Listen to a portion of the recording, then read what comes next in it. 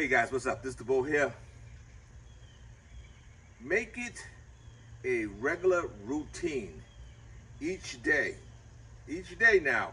You have beautiful plants growing and you got some, they're growing you some food. You are taking your time to grow this food here. So you don't need bugs destroying your crop, right? So you want to come out each day and look through it doesn't take a long time. As you walk through, you can see the plants on top. Just walk through and you're looking for eggs. Okay? You're looking for eggs on your plants there that will, because if you wait too long and those eggs hatch, you can kiss your plants goodbye. Because when those moths, those little butterflies there, lay eggs on your plants, and they lay a lot of them, and when they hatch, they'll devour your plant in no time at all. And then you have to be breaking out with sprays and all kinds of stuff and getting all depressed and and not feeling good about growing plants because the bugs are eating them. You got to take the time to look through your plants each day, and sometimes come out at night, because you have the day bugs that are out eating your plants, and then you got bugs that you don't see, and they only come out at night. And so you come out at night and kill them instead of them killing your plants and destroying your plants. So just take the time to go through your plants and know each one's characteristics, because each plant has different types of bugs and does different things. So you definitely want to look at your plants, like your tomato plants there. You want to look to see if you see droppings on them. You see droppings on them and you see some leaves that are shredded. That's a clear sign of a hornworm. They're eating your plant. So, and sometimes you look and you look at your plant and it looks kind of funny, and you see this big fat swollen thing on it, and it looks like the plant itself, and what you see is a big hornworm on there just destroying your plant. So take the time there to walk through and check your plants, because we want to make sure that we are getting our harvest and that we are making the best of our growing experience. Okay, so I already kind of looked through these plants earlier as well. I'm just kind of looking through them there just to show you what I'm doing here. Also, let me kind of bring you in a little bit and show you some other things there where you have your plants there touching the ground there, creating fungus and disease to your plants. And you want to be able to always have your scissors with you and have some, I like flagging tape, because I can put it in my pocket like this there and, break off a piece like that real quick, and I can come and just tie a plant up. So that's why I like my flagging tape. Tie this up here for the moment. Like this one here is touching here, but I don't have to cut the whole leaf off, right? That way you can leave some photosynthesis to the leaf itself there to help take care of your plant.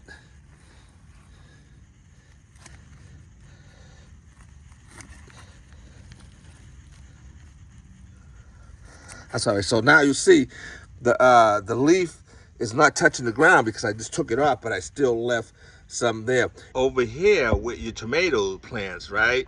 See how I got my tomato plants all no leaves down on the bottom there of the stems there? Just keep your plants nice and trimmed.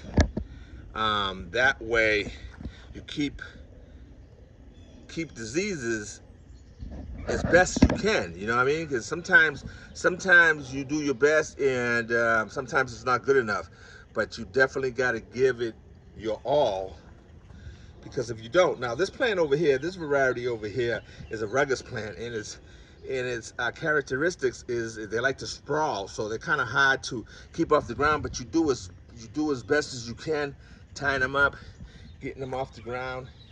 This is your garden. You're the caretaker of the garden. So you have to do everything in your power there to keep your plants nice and healthy so that you can get a nice harvest from your plants there. Also, with your tomato plants, you want to, like, to keep having nice healthy plants all season long. Even with these indeterminate tomatoes, even though they grow all year long, it's always nice to have younger healthy plants coming up following on behind them. So there, to keep you to having a lot of tomato plants, you could take little cuttings right off of these suckers, right? Yeah, like right here, you see, like right in the joint of this plant here, right in the joint there, you see this little sucker coming up there. You can go in here and just pinch them off just like that, and then right here you have a new little tomato plant. And normally what I just do, like, see, like these ones right here, those are ones that I took earlier today. I have a whole bunch growing in pots already, because I always take the ones that I think, okay, well, this little plant here is not in a good spot for that tomato, for the branch, because I might have too many suckers on it, and I don't want the plant getting snapped off or whatever. So I just take them off. But nevertheless, when the plant is already up here nice and high, I stop taking my suckers, because I like, the more suckers you have, the more tomatoes you have. But that's if that rocks your boat, because some people like to take all the suckers off. I'm not that. I'm not taking all the suckers off, because you get more tomatoes when the plant gets up higher. If you want to have a lot of tomato plants, and but you don't want to waste a lot of money doing it there, you can just buy yourself a six-pack, right, of tomatoes. And once they get up a little high, because I mean, let's face it, the tomato indeterminate tomato plants will grow all year long until the frost kills them later on, or until it starts getting very cold and they stop slowing down and producing. But they have a long growing season, so you can just buy a six-pack, and as the plant grows, you can be taking suckers off your plant there. They're all over the place on your plant once your tomato plant starts getting tall, and you can just take suckers off, and you can have a huge tomato garden just off of taking suckers off, and you don't have to waste all that money, and you have plenty of time to do it. Here, like, sucker there, another sucker over here. They're all over the place. So um, use suckers to multiply your tomato garden. You can also take cuttings from your pepper plants, right? But I would certainly suggest that you wait for your plant to be big and vigorous, and take multiple cuttings off of them when they're big, because they're not as easy to propagate like a tomato plant. So if you do it when they're big, you can take some cuttings, you can put them directly into the soil. Make sure your soil stays moist, and they should root for you. And also, you can put them and your cuttings in a glass of water, and they will root that way as well. Now, the pepper plants, you can see how beautiful they are. Now, look at them. They're just loaded with little peppers on them. And these are the bell peppers.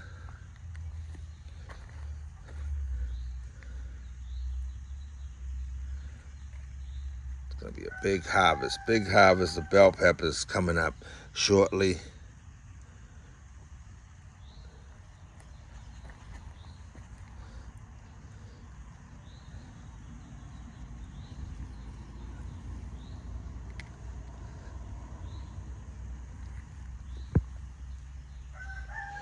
They're all like that. They're loaded with little baby peppers. Table King acorn already growing, and they got little acorns on them already.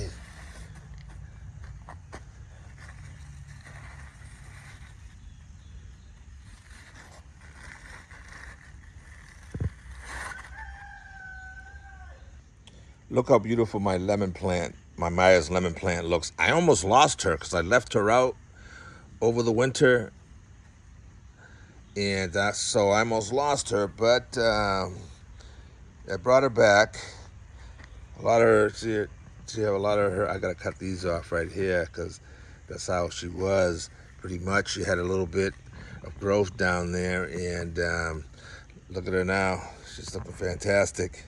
So no more leaving her outside because she just can't take it.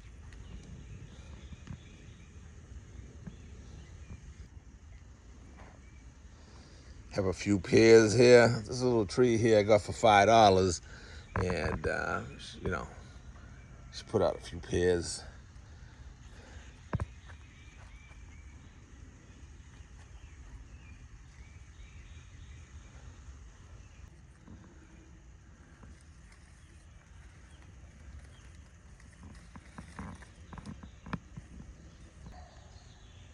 The Concord grapes are loaded with little teeny baby grapes. Hopefully the birds won't eat them all this year.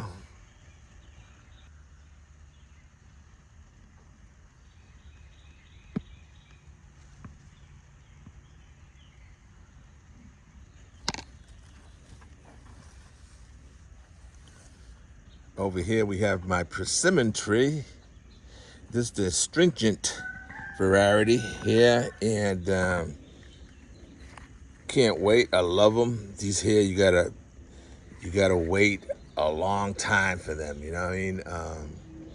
Sometime like in November, I'll be harvesting these, and you have to wait for these here to get all the way ripe. I mean, all the way into their mushy for you to eat them. Because if you don't, you're gonna pay the price. You're gonna get this horrible taste in your mouth, and it's not pleasant. But if you let them go all the way ripe, they're the juiciest candy you can eat. Over here, the elderberry tree is just noticed it started flowering.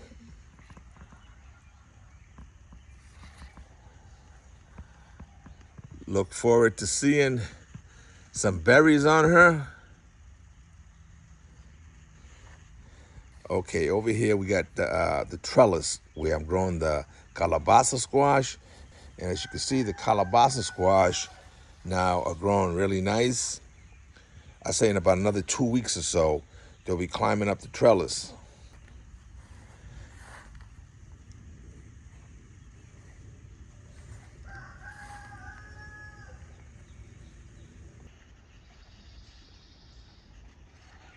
These guys over here, these are moon glow pears.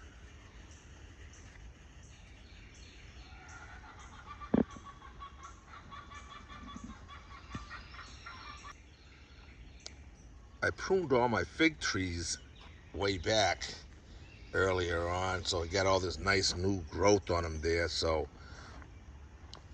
just waiting on all those little figs to start developing up on them.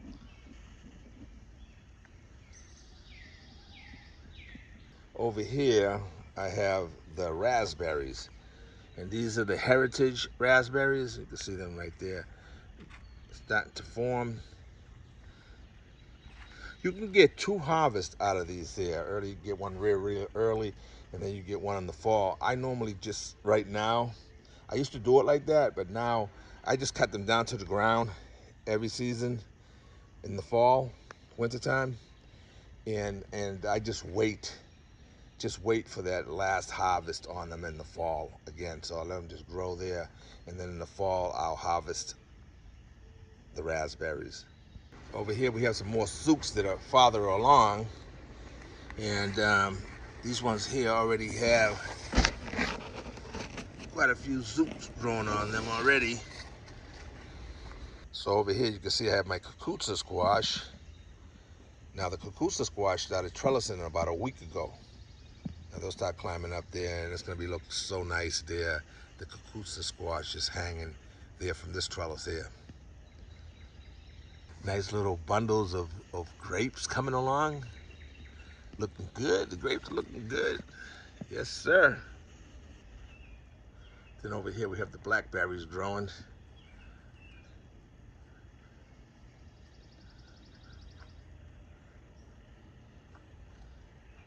I just love blackberry plants. You know how they are so given. You know what I mean? They'll explode and give you so much fruit, right? So many blackberries. And these are the Thompson thornless blackberries, so you don't have to get worried about getting pricked on them and stuff like that. And so I love them so much, right? Because they'll give you a lot of berries, and then while they're growing, next year's right here you go. These canes right here that are popping up right here, you can see new new canes just coming up right here, right there. Nice red ones there, shooting up. Those are for next year. So while it's giving you fruit this year, it's already setting you up for some fruit the following year. Then over there you can see I got some shooting up, and those are nice really looking shoots there. So they came up exactly where I would allow them to grow. So we'll just leave those ones there. And that just lets you know that the plant is really happy, it's really doing good, and it's, giving you some more shoots and whatnot. It's not giving you like one weak plant and then fizzling out on you and whatnot. Here, this plant here I've had for about, I think, 4 years now, and every year I get nice harvest from these plants.